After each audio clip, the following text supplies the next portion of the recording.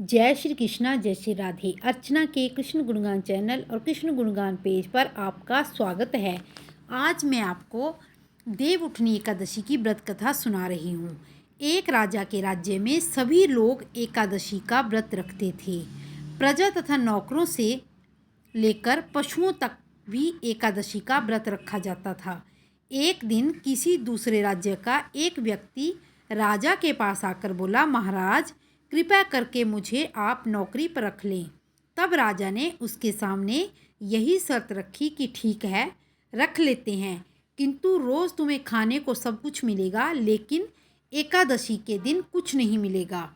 उस व्यक्ति ने उसमें हाँ कर ली, परंतु एकादशी के दिन जब उसे फलाहार का सामान दिया गया तो राजा के सामने आकर गिड़गिड़ाने लगा, महाराज इससे मेरा पेट नहीं भरेगा, मैं भूखा ही मर जाऊंगा, मुझे अन्न दे दो। राजा ने उसे शर्त की बात याद दिलाई, पर वह अन्न छोड़ने को राजी नहीं हुआ। तब राजा ने उसे आटा, दाल, चावल आदि दिए। वो नित्य की तरह नदी पर पहुंचा और स्नान कर भोजन पकाने लगा। जब भोजन बन गया तो भगवान को बुलाने लगा, आओ भगवान, भोजन तैयार है। उसके बुलाने पर पीताम्बरधारी भगवान चतुर्भुज रूप में आ पहुँचे तथा प्रेम से उसके साथ भोजन करने लगे। भोजन आदि करके भगवान अंतर्ध्यान हो गए तथा वो अपने काम पर चला गया।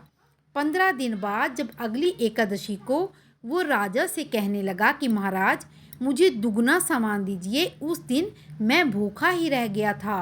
राजा ने कारण पूछा तो उसने बताया कि हमारे साथ तो भगवान भी खाते हैं, इसलिए हम दोनों के लिए यह सामान पूरा नहीं हो पाता है।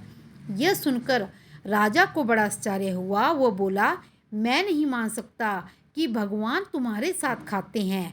मैं तो इतना व्रत रखता हूँ, पूजा करता हूँ, परंतु भगवान ने मुझे कभी दर्शन नहीं दिए। राजा की बात सुनकर वो बोला, महाराज यदि विश्वास ना हो तो साथ चलकर देख लें।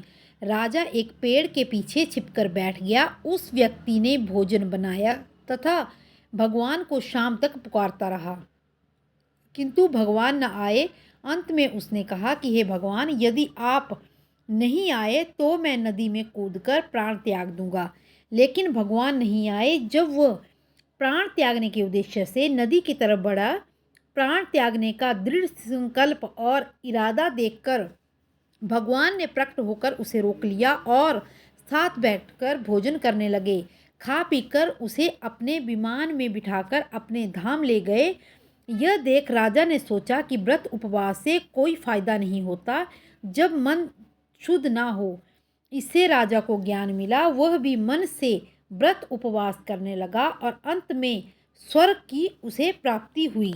इसी तरह और भी कथाएं सुनने के लिए मेरे चैनल को लाइक, शेयर और सब्सक्राइब करें और कमेंट बॉक्स में जय श्री कृष्णा अवश्य लिखें। जय श्री कृष्णा, जय श्री राधे।